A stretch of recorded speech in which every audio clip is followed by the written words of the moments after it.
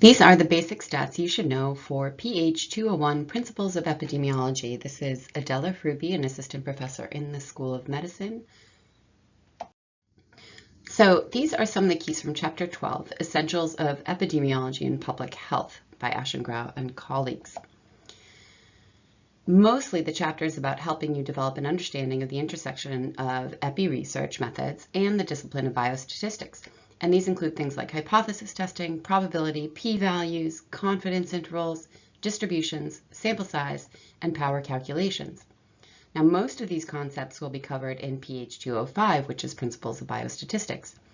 For the purposes of this course, PH201, what you should know is hypothesis testing and confidence intervals. And this lecture is a basic overview of those two concepts. So let's say we start with a research question. Let's say you're a nutritional epidemiologist and you want to know what is the average fat intake of U.S. adult females. What you're looking at is actually a Hardee's Monster Thick Burger, about 1,400 kilocalories with 108 grams of fat. Now this is just about the intake recommended for the whole day for a lot of U.S. adult females based on their energy needs. So unfortunately, as you know, we can't study all U.S. adult females. It's just too many of us and too much to study. So what are our options? So let's start with some basics about why we do studies at all. First, we're interested in our target population, which in this case is all U.S. adult females. These are the people that we want to understand. From this enormous target population, we can only get a subsample, this thing called a sample frame. And let's say this constitutes U.S. adult females who are using a particular food app to record their intake. From there, we're going to only select a random sample of app users. And this is called a selected sample. And these are the people that we're going to try to get as a part of our study. But really, we're only going to get the survey respondents, in other words, the people who are interested in giving us their data or sharing their data. And these are those who we end up with, which is called our actual sample. So again, we can't study the whole population, but fundamentally, we want to be able to say something about that whole population, which is where statistics come in. So back to our research question of what's the average fat intake of U.S. adult females. So as we noted, we can't study all U.S. adult females. So we try to find this random sample of women to determine the average percent of calories from fat that they eat. And from this sample, we wonder how closely can we estimate the average fat intake in the whole population of U.S. adult females. So again, we're going to try to work our way back from that sample of people who actually answered the survey, who were food app users, and estimate something about what they say about their intake all the way back up to all U.S. adult females. So let's say we've done this study and we had a whole sample of about 167 women. And you can see the distribution of their fat intake as indicated here. So their percent of calories from fat is indicated on the x-axis, and then the number of people is indicated on the y-axis. And what we derive from here is that the mean or average intake was 36.5% of calories from fat. Can we therefore say that based on this sample, the intake in all U.S. adult females is 36.5%? Well, no, obviously we can't do that. We can't say that because our random sample of women ate an average of 36.5% of calories from fat, and therefore the intake of all women is 36.5% of calories from fat. But 36.5% of calories from fat is what is called our best guess. That's our closest we can get using our sample. But how confident are we about this best guess? That is an important question. Our confidence is gauged by something called a confidence interval, and we place a confidence interval around this best guess when talking about or estimating the value in the entire population of women from a relatively tiny sample. So what the heck is a confidence interval? In short, it's a range or an interval estimate around our best guess with a level of confidence of 95%. There are other levels of confidence. We might have 90% confidence or 97% confidence, but most common is a 95% confidence interval. And 95% is derived from the statistical properties of distributions, and you'll cover and learn more about that in biostats. So what a 95% confidence interval means is that there is a 95% chance that the interval or range we construct around our best guess, based on the sample of data we collected, contains the true population average, which is what we're really after. Again, there's a 95% chance that the confidence interval we construct around our best guess contains the true population average. And again, that true population average is what we're really after. How do we generate and interpret a confidence interval? So some things that you might not have to remember until you get to biostats. So the simplified formula for generating a 95% confidence interval is that you take the sample mean, and the mean is of course the average, plus or minus 2 times the standard deviation divided by the square root of n, the square root of n being your sample size of 167 people. So again, you don't need to retain this formula now, but you should know that this is how it's constructed. So from our study, again, we had a mean of 36.5% of calories from fat with a standard deviation of 6.74%. Our n was 167 study participants. And so our confidence interval is going to be 36.5 plus or minus 2 times 6.74 divided by the square root of 167, which results in a 95% confidence interval of 35.5 to 37.5. What does this mean?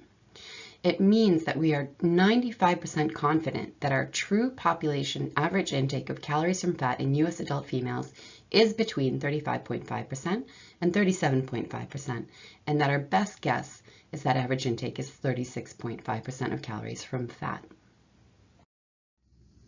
Okay, let's turn to hypotheses before putting it all together. How do we approach hypotheses? So we humans want to be able to say things like treatment 1 is better than placebo at lowering cholesterol. In other words, we want to show what's called an effect. We also might want to say things like males have higher testosterone levels than females. In that case, we might want to show a difference. However, statistics uses phrasing in reverse of what you think it should be. We don't use this language. These are sort of our human approaches to thinking about hypotheses, but stats hypotheses are a little bit different. So let's take a look at each of these. In order to show an effect or difference, statistics begins by assuming that there is no effect or no difference. This assumption is called the null hypothesis, or H0.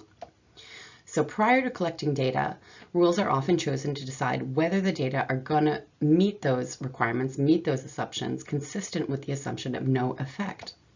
If the data are found to be inconsistent with the assumption of no effect, then the assumption must not be true. And then, if that's the case, there is, in fact, an effect. So back to our examples.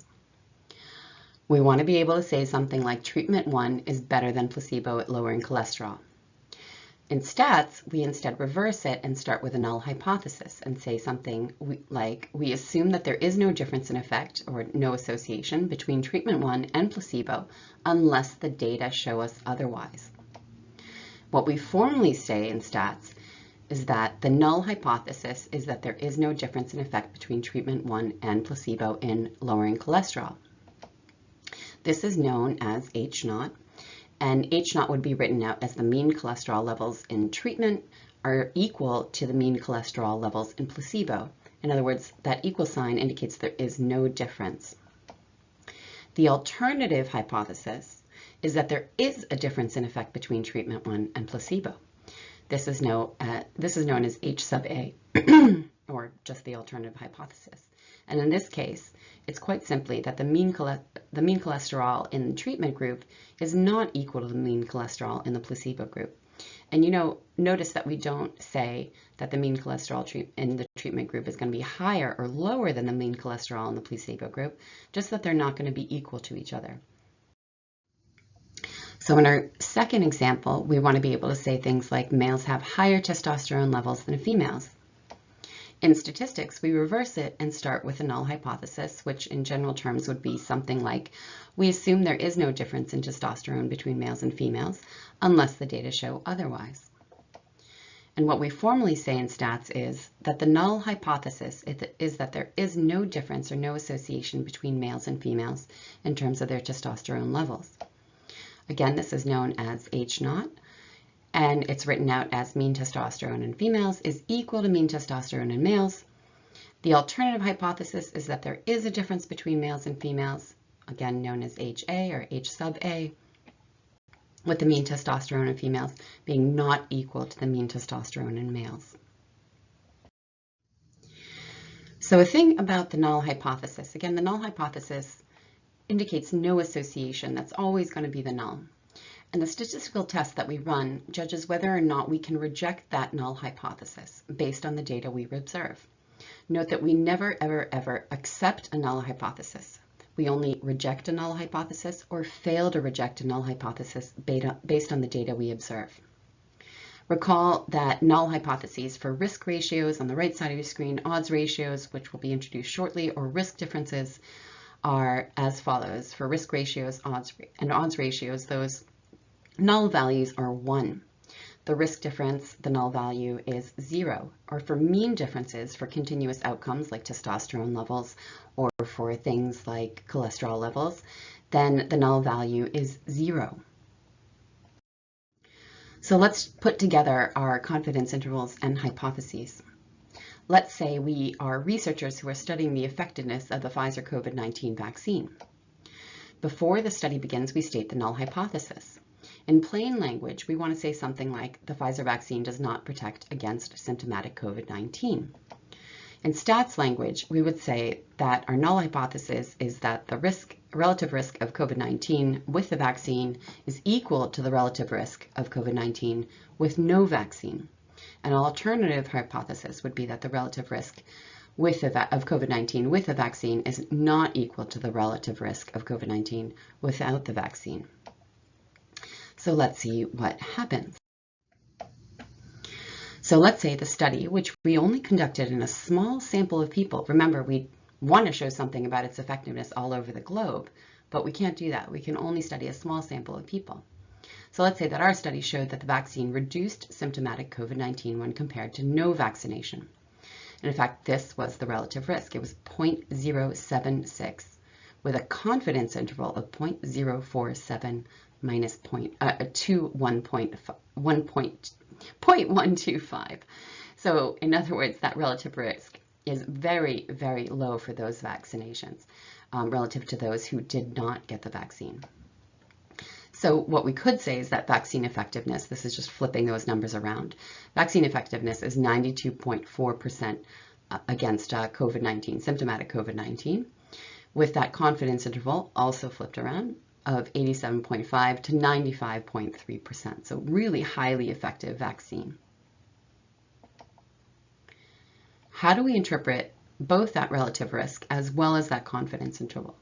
We say that we are 95% confident that the true vaccine effectiveness in the global population is between 87.5% and 95.3%, and our best guess, which is based on the sample data, is that it's 92.4% effective. And therefore, we can reject the null hypothesis of no effect because our data is inconsistent with that null hypothesis, but it is consistent with rejecting that null hypothesis of no effect. However, note that we can't be 100% confident because we did not, in fact, test the vaccine in the global population. All we're doing is stating a confidence about our best guess. But why can we really reject the null here? So recall that our relative risk is 0.076 with a confidence interval of 0.047 to 0.125. Recall also that our null value of a relative risk is 1, and that this confidence interval that we constructed from the data in our study does not contain the null or no effect value of 1. So that is why we can reject the null hypothesis. It's because that confidence interval that we constructed does not include the null value. If that confidence interval did include the null value, then we would not have data that supported a rejection of the null hypothesis, and we would say that we failed to reject the null hypothesis of no effect.